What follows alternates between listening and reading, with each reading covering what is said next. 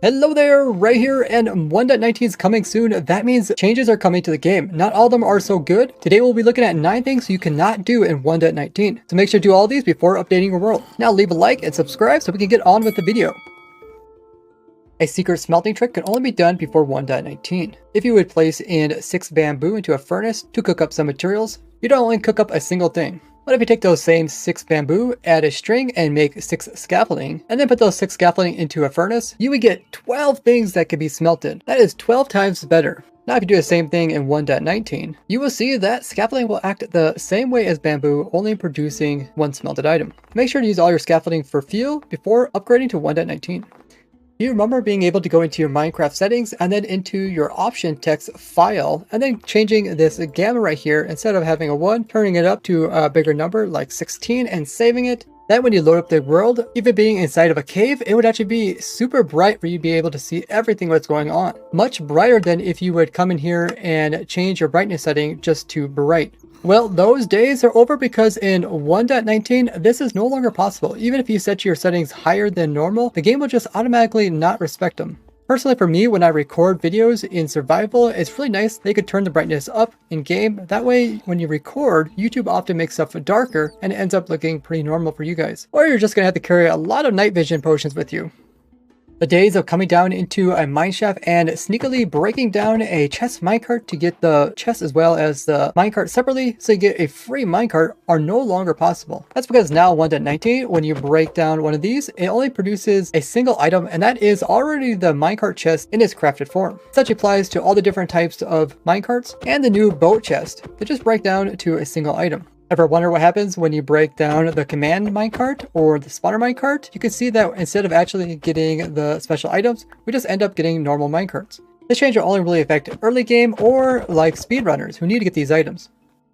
Now with the recent changes to leaves being waterlogged, it's no longer possible to MLG safely onto any type of trees or leaves, because you can see what you're going to end up doing is just putting the water inside of it. You could use this as a really cool trick into fooling others into hopping down thinking that they can save themselves when they really can't.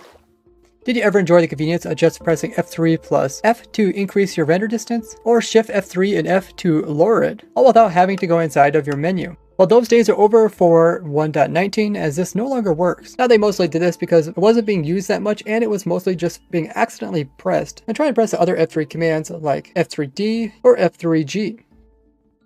Making super random occurrences with redstone used to be as easy as having a dropper and just having a power. Once in a while, item would just end up in a really weird spot where most items didn't. But the super randomness of some things were removed in 1.19, like droppers and dispensers. They're still a bit random, but just not as extreme. This also applies to items that get burst out of a broken container, how off-centered a firework will end up going, less extreme times for how the fishing bobber bobs, as well as how long you have to wait for a fish to come in and actually grab your bobber. And right here is my AFK fish farm that provides treasure loot, which I will be doing in a later video. There's also less randomness with blazes and them shooting out their blaze fireballs, which ends up making them much better shots. The extremeness for follow ranges for zombies and zombie pigments has also been reduced. This follow range is used to determine how far out a zombie can see a player and chase after them. It means that the rarest mob that you can find in the game that I showed off in this video is not as rare because the follow range is no longer as extreme. But pigmen having a less random aggro distance is good for zombified piglin golden XP farms, like my bartering bonanza here, because you don't have to worry so much about this guy having an extreme follow distance and being able to think it can reach the player in the center. My farm here still continues to work in 1.19. The velocity of arrows are also more consistent. And since the damage produced from the arrow is based off of the speed of it, you're more likely to do the same amount of damage every time you hit them. But you'll also lose the slim chance of being able to just one-hit a mob in some cases. And this change was also applied to trap horses when they changed from a horse to a opened up trapped horse with horsemen. The distance in which these guys get pushed about when they explode outwards is not as random. The next one has to do with staying safe in your world, as portals in the past could be protected from mobs accidentally going through over into the overworld just by placing some blocks in front of it. But with 1.19 they made some changes, so wither skeletons, as well as endermen are now able to spawn directly in light levels up to 11, meaning that nether portals, which have a light level 11, is a valid location for a wither skeleton to spawn directly there and then actually be teleported over into the overworld and potentially right into your base. So if you want to prevent this from happening, make sure to place down lights near your portal, and this will make the inside light brighter than what they can spawn in. Now there is still some mobs that can spawn directly into here. If you guys seen my past nether portal farms, like underload and overload, there's actually a lot of benefits for mobs to spawn directly inside of this. And I will show the updated farms which you can build using this new mechanic, but today we're just looking at more of the negative things that occur when updating to 1.19. And I'll have all my new 1.19 farms machines in an upcoming video. This farm, however, does affect my blaze only nether fortress farm, where blazes would spawn here on the ice, and then you would place in gas that would push them over into the nearby nether portals, which they would teleport away, letting room for more of them to spawn in. But due to the changes with light levels, we can have other nether fortress mobs that spawn directly inside of this portal here, such as like the skeletons or wither skeletons. But on the overworld, we already have sorters that can sort out the non-blaze mobs. Now 1.19, they're trying to address consistencies with getting XPs from things. So if you kill something by player means, that means you will get the XPs off of it. Now this also applies to blocks. So when you break blocks by player means, only then will you get the XPs off of it. We can see this in the new Sculk blocks, but this change also applies to the older blocks that used to give XPs without the player means, such as like different types of ores and also mob spawners. So in the past, using any type of breaking method on these two blocks would produce an XP source, but now if we use a natural source like TNT explosion, you can see we get no XPs from any of those items. So if you want to now get XPs off them, you're going to have to do it with player means like lighting the TNT yourself, and you can see everything here now gives XP. Now one place we would see this is like using beds to blow up blocks in the nether dimension, and you would often blow up like quartz. You can see that we don't actually get any XPs off of these guys anymore, even though you could argue that the bed is ignited by the player. You will also notice this in my different types of TNT quarries, like my perimeter maker or just ones for clearing out large areas. Since those aren't player lit TNTs, you won't get XPs off of the ores. And you would get a decent amount of XPs if you run like a larger size quarry, or if you had like a tunnel bore. Next, we'll take a look at the nerf that comes with update suppressing, which makes it more complicated. So in the config files of your server, scroll down to here, there's something called max chained neighbor updates. This is how many updates the game will do every game tick. Anything over this number, it will just stop doing them. So by default, it's set to 1,000,000, but if we go ahead and set it down to just 10, and we'll save this. And if we restart the server, now these new settings are applied. So I got a bunch of tests here for us to go ahead and demonstrate what this means. So now that the game will only do 10 updates, if we just go ahead and click right here on this portal and break a block, you can see it doesn't destroy all the blocks, but instead starts breaking them and eventually runs to the limit of 10 updates. And then it just doesn't continue to do the rest. So you can make some pretty weird portals in survival if you just change your default settings. So if I just place water here, you can see that it did do a few updates, but eventually it couldn't update that. So it left in some floating nether portals up here. This applies to anything that's instant. So here we have some banners, and if I just break one banner, all these other banners were connected to it, but you can see it only updated 2 of them, and all these rest are now just kind of like floating here. Now if we have like some falling blocks above a banner, notice that the falling blocks do occur afterwards, so they don't just stay floating. This also applies to vines, because vines are instant. If I go ahead and break this vine here, all the ones below it won't be supported, but they end up only breaking some of them. The rest of these end up floating. You can also notice this in redstone. So here we have a rail that's budded, meaning that that end by the redstone is powered, and the rest of this is also powered, but it's not being currently powered at the time. So if any update occurs right beside this block, it will then turn off. So if I just place a block here, you can see it does turn off, but it can't turn off all the blocks it should. Instead, it only can do a small amount. So if I just come along here and update these, you can see they will eventually all turn off. And then these are actually really being powered, so they don't turn off. Now this same thing applies when it comes to actually powering it. Instead of powering 9 rails, if I place down a power source here, the game is only going to power a few, and then it runs into that update limit and it doesn't do the rest. So now these are technically budded, but they're budded off. So if I update them, they're going to turn on. Kind of strange.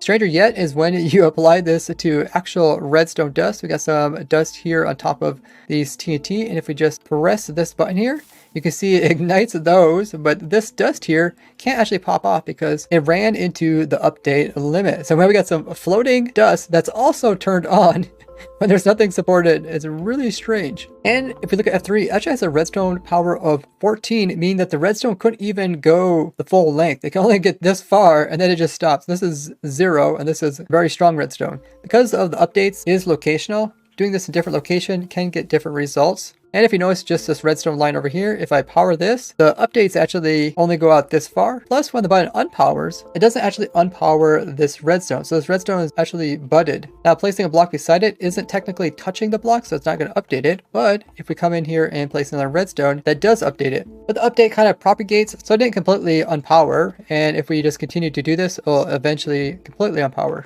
Now, one thing that is also instant that you probably don't think about too often is how the game changes the block shapes. So right here we got some instant downwards redstone using cobble walls. The way this works is cobble walls can change from being narrow to wide, and they also affect all the walls below them. So whichever one it is, if it's narrow on the top one, it's going to be narrow down below, and vice versa. But because of this update limit, notice that even though we change this top one to being a slim version, all the way down here, once it gets to this one, it actually is still a thick version.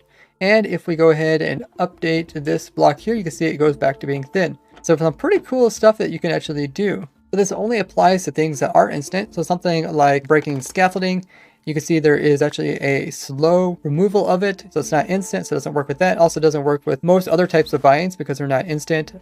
Sands also not instant, so it will slowly move down. Other things like cane and cactuses. So there's only a few things you can actually work with. Even something like piston, where it moves a whole bunch of blocks at once, that kind of works differently. So it has no problem doing this. So if you set your update limit low enough, it is actually possible to like break blocks without even updating other nearby blocks. So you could make any type of floating item that you want in the game. But this is only possible if you modify your server settings, which could be seen as kind of cheaty. Now, if you want your world to act just like 1.18, if you set this to a negative number, it would just ignore this rule. The default of 1 million means that you have to do 1 million different updates before update suppression will actually work. This also includes light update suppression, so those won't work the same unless you change this to a negative value. Then it acts like the past, where you need around like 1200 updates, depending on your server's RAM. But it's definitely fun to mess around with, and if you have any further questions about this one, let me know.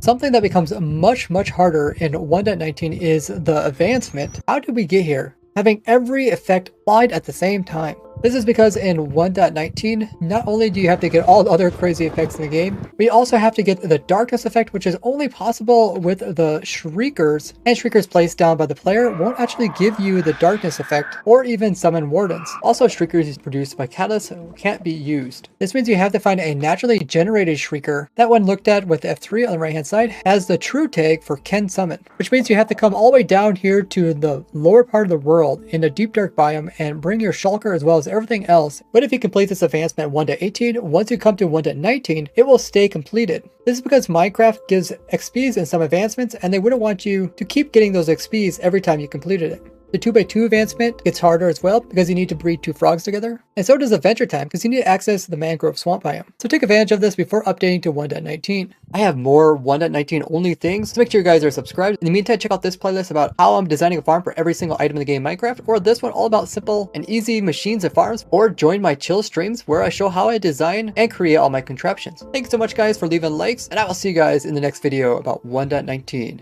Bye bye!